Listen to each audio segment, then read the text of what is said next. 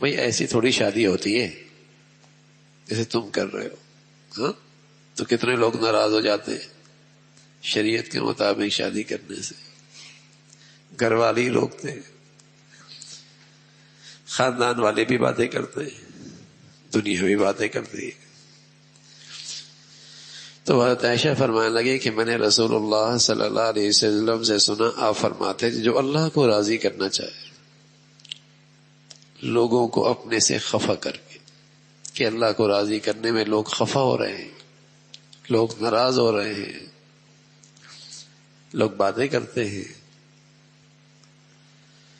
لوگ خفا ہو رہے ہیں, تو اللہ تعالیٰ اسے لوگوں کی فکر اور بار برداری سے مستغنی کر دیں.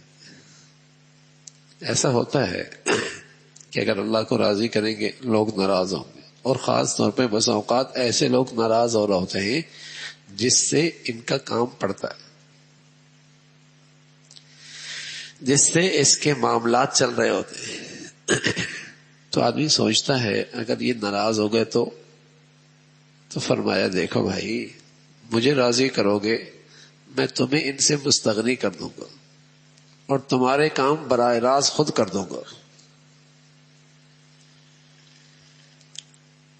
اعتماد تو کرو اللہ پہ کہ اللہ کی قدرت ہے,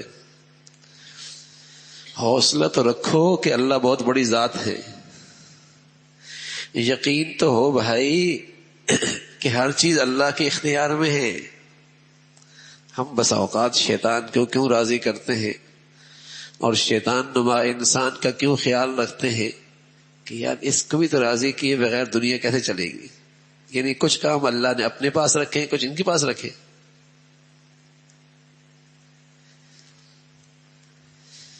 تو رسول اللہ صلی اللہ علیہ وسلم کی بیوی نے اور اہلیہ نے بڑا زبردست نصیحت فرمائی, اور پوری امت کے لیے یہ نصیحت ہے.